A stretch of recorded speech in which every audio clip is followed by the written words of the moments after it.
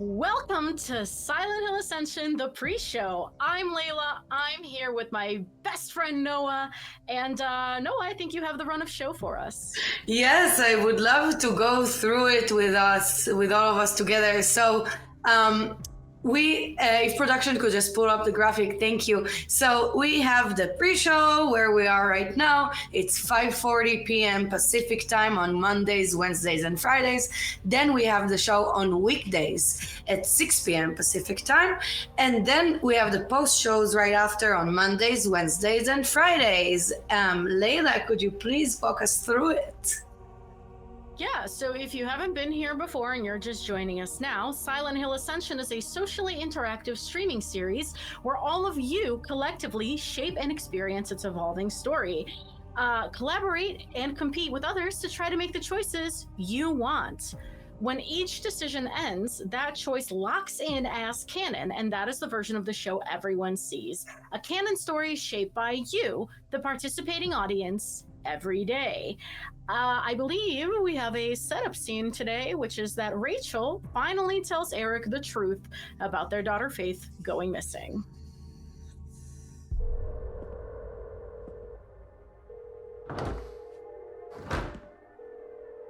Rach, thank God.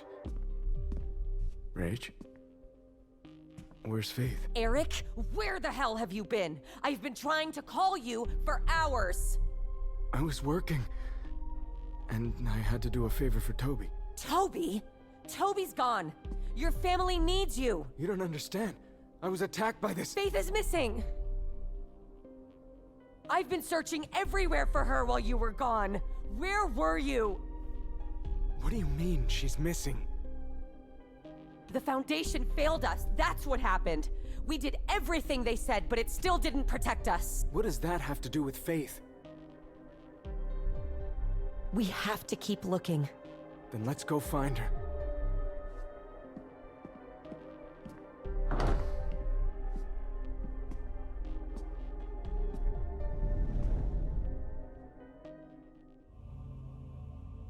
Welcome back. Hope you enjoyed that recap of some rising family tensions.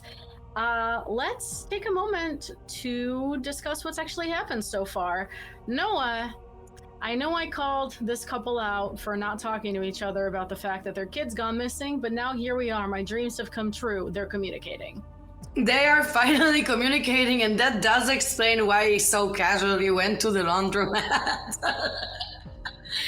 We were like kind of railing on him, and honestly, it was just literally like a miscommunication, a broken phone. Not literally.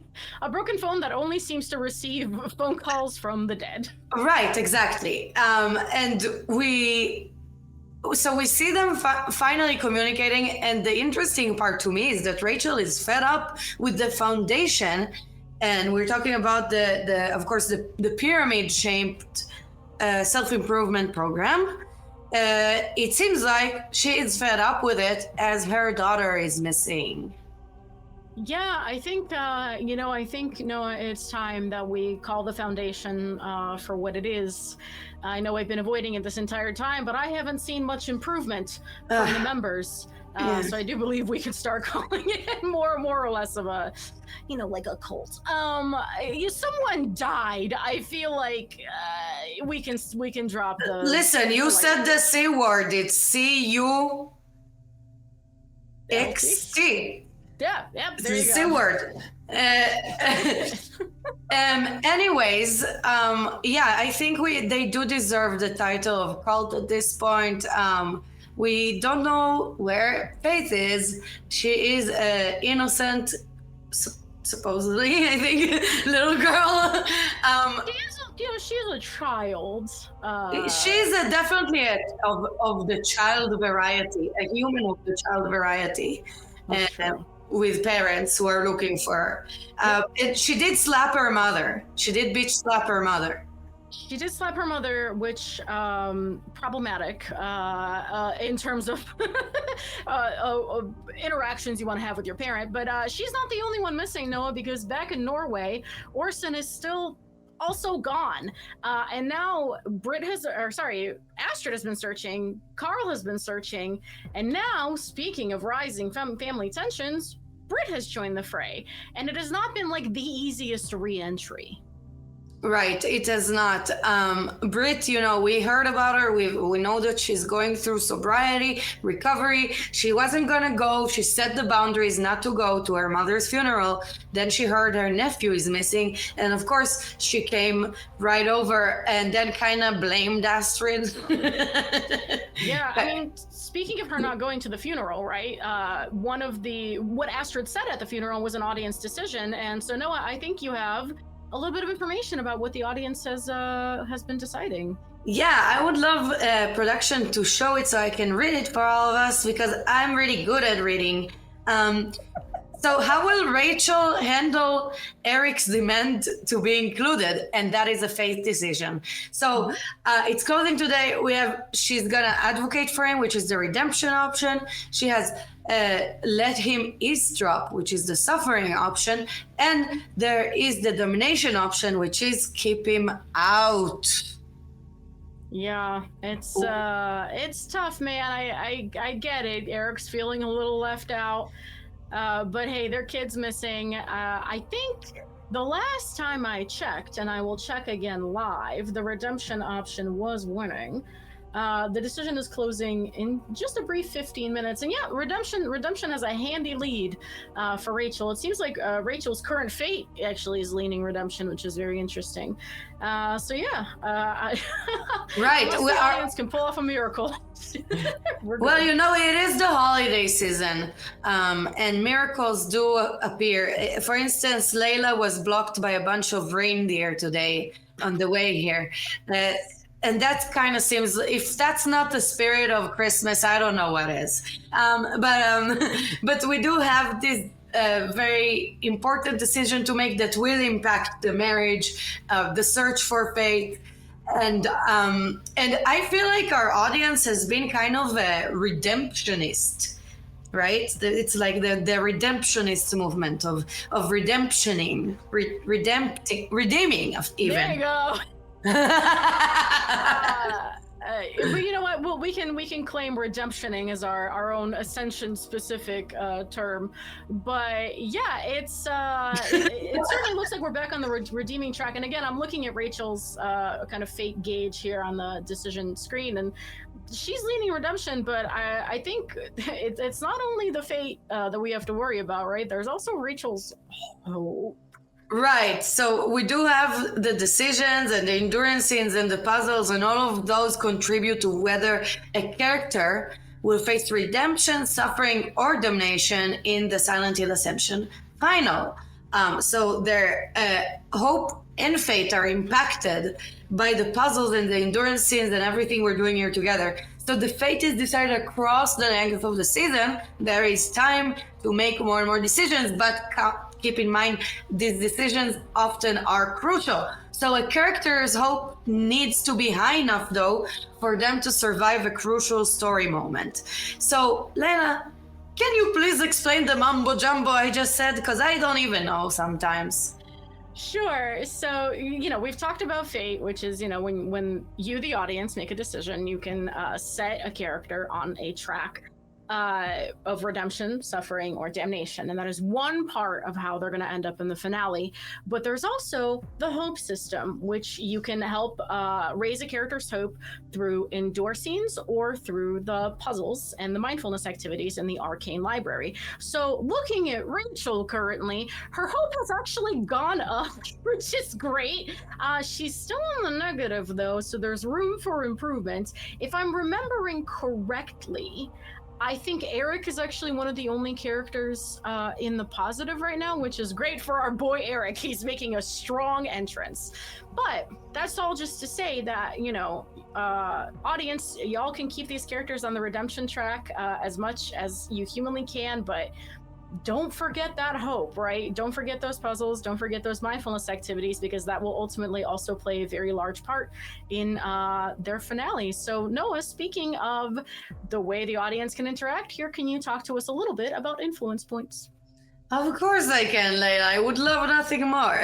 Because once a decision is made by the audience, it's canon. There's no reset button. So these decisions are defined by the influence points that you, the audience, uses to participate in them to influence the narrative. So the more influence points you have, the more sway you will have for the decisions you care about.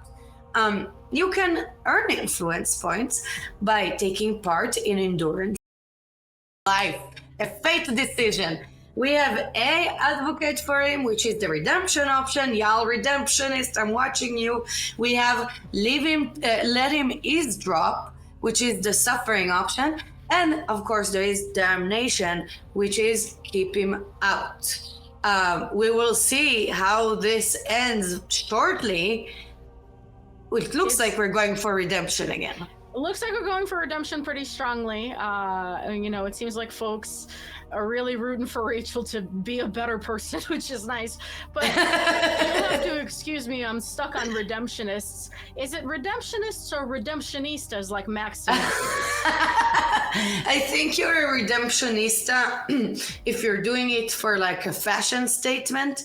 It's like, oh yeah, I totally chose redemption last night. But if you are doing it with the passion, you are a redemptionist, my friend. All right, I see. I love that we're starting to create subcultures here in the pre-show. But going back to the story here, listen, it was seeming like Rachel was leaving Eric out for quite a while there, right? Because of his kind of lower ranking status in the Foundation, he wasn't really in on a lot of the machinations between Rachel and Barbara and Xavier and Krista. And now he's getting more involved. Now, Noah, my dear, I don't know if that's a good thing, because you and I have both seen that the Foundation can also result in death. Yeah, and then I love Rachel's shock. She's like, oh my god, Toby sacrificing himself didn't save us.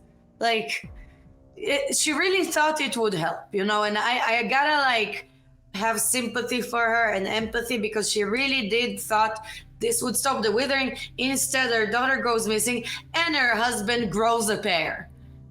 Yeah, listen, suddenly having however many vertebra we humans have pop up on your husband when he didn't have any before is a surprise, definitely, but...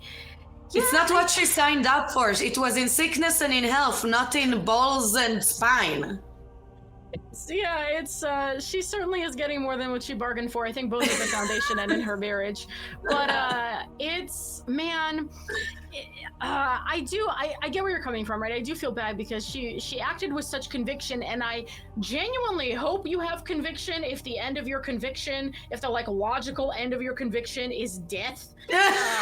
You better believe it. You better believe it. You better believe the entirety of what you're saying. Which, speaking of belief, right? Let's go check in on our decision one more time, Noah. I believe we're still Team Redemption over here. Today I'm gonna be a redemptionista, though. I'm not a redemptionist. It's too extreme for me. I'm kind of I'm like a neutral, Would you say that suffering is more your jam? Kinda, a little bit, yes. Sometimes you open the gates to heaven and hell and you don't care which. And if you know what I just quoted, good on you. Hey, we love a reference here in the pre-show. But hey, it's almost time for the actual show. Noah and production, would you mind talking to us about the endurance scene? I love enduring. Let's do it together, because one of our main story characters enters the room only to come face to face with a snarler, a dog-like monster that feeds on human flesh, and definitely not a boy you wanna pet. Well, speak for yourself, to each their own. The character gets attacked by another snarler and will have to kick it off and escape, avoiding obstacles thanks to inputs from you, the audience. Leia, can you explain more, please? Uh, yeah. We've seen what petting the dog does, and if you haven't, you can check out Dog Day Afternoon is the episode. But if a character fails enough endurance scenes, they may not survive future encounters, leading to their permanent death in the story. And, as we were talking about earlier with Hope, these endurance scenes are one of the best places to earn large amounts of influence points. Remember, success or failure is part of the collective story and not an individual judgment of your skills. Again, so when the endurance scenes are over, you see the card that says whether or not you failed, but also how the community did. So remember, it's time to get everyone involved and rally for these things. So yeah, it's Noah, I'm not gonna lie to you, I think the most tense moments for me are definitely when that community meter is just like wiggling back and forth in the middle. I know, it's anxiety inducing, really. I can't with the wiggle. But so we did talk about endurance, and it does affect the hope of the character. So I don't know if y'all tuned in on Friday, but there was an interview with lovely Natalie Odian, who's the designer here and for Silent Hill Ascension.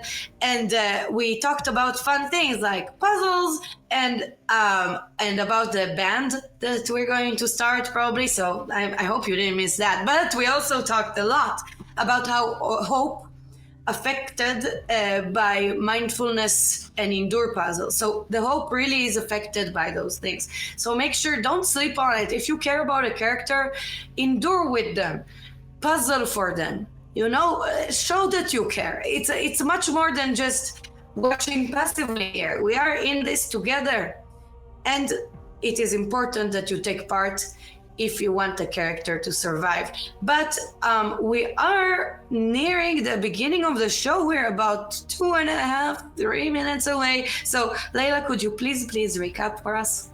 Absolutely. So remember, the current decision is going to be how will Rachel handle Eric's demand to be included. You got about 4 minutes. It looks like we actually got some suffering folks trying to raise those suffering numbers. And you guys are about to see, I guess, more progress on that.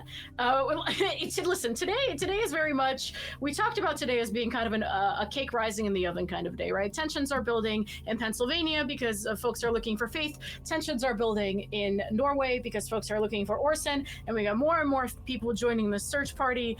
And, oh man, what can I say? It's gonna be a lot because these kids have gone somewhere. These areas are not that large. So, how do I put this? It doesn't feel good, Noah.